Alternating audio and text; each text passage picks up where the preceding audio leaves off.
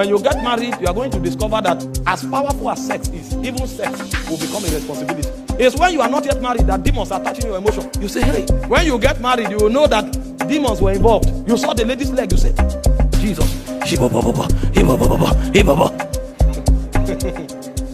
When you get married, you will discover that that leg can be on your head. You will be burdened. Because Eros is motivated by what you consider beautiful. A point will come, it will diminish. You will now discover that Eros is not enough to bond you. That's why those who run to marriage because of sex, after 1 month they run out. There are 4 words for love in the Greek. The first word for love is phileo. The second word for love is Eros. The third word for love is storge. And the fourth word for love is agape.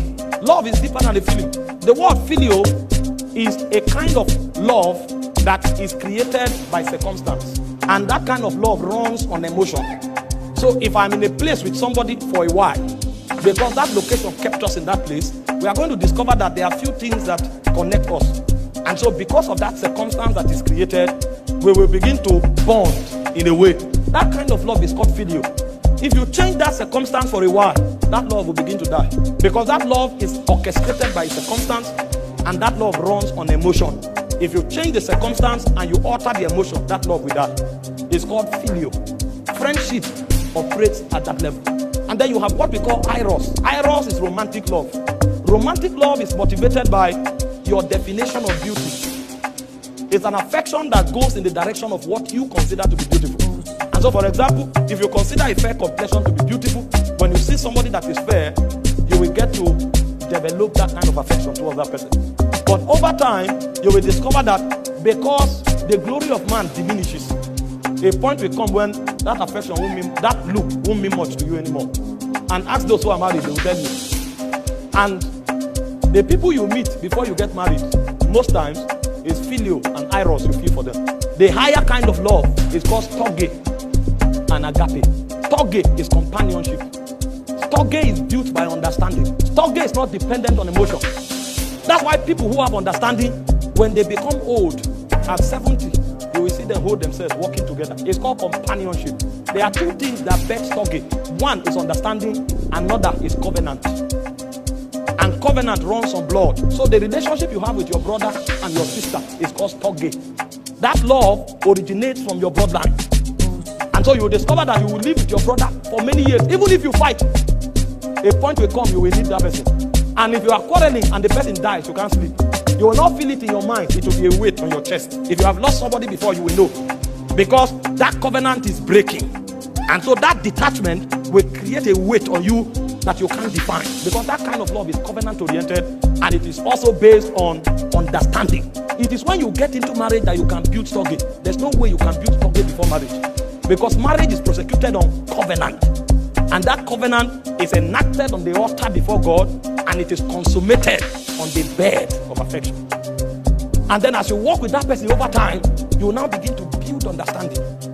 You will now discover that if that person can discern you and you can discern the person, a kind of love that you can't define begins to grow.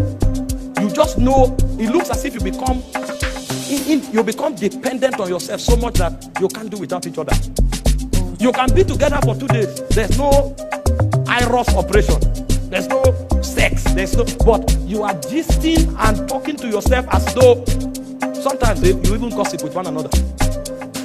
What's happening is storge. You will discover that in one day you talk to yourself more than 20 times. And it's not that initial.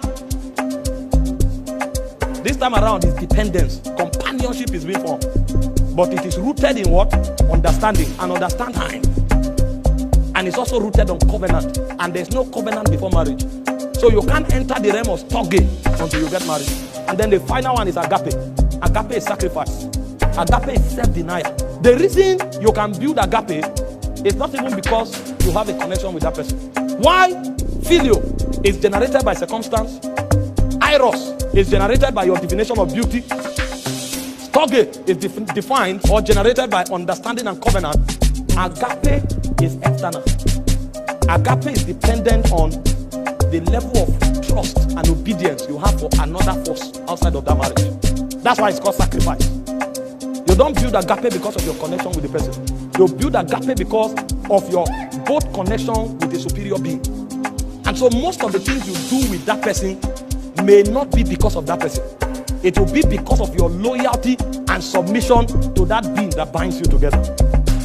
And so many times, when you go through a relationship as strong as marriage, you will discover the reason you will stay will not be because of the person. The reason you will stay will be because of your submission to God. That's why it is in worship and it is in loyalty to spirit beings that agape, the subject of agape, can be defined. And you cannot build agape until you marry somebody. Forget about the card you wrote some romantic words and sent. Sacrifice is deeper than card. It's death.